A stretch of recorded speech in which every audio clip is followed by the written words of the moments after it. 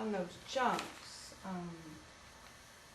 what I've learned is, in terms of accuracy, I've learned that I have to go forward with my wrist on the crossovers.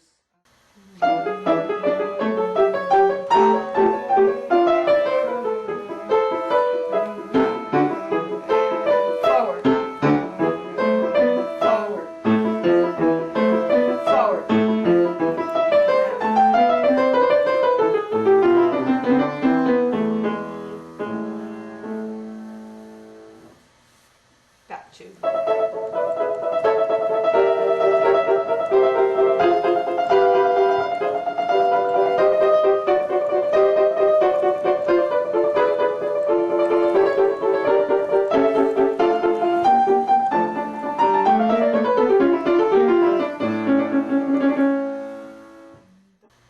Now you want to think you're still sweeping the keys with the same motion, but going quicker.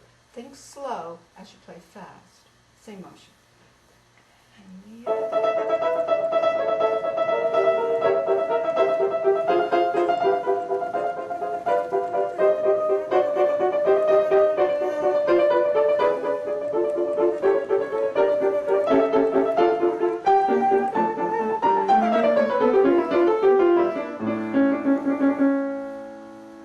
Trills are non-existent now.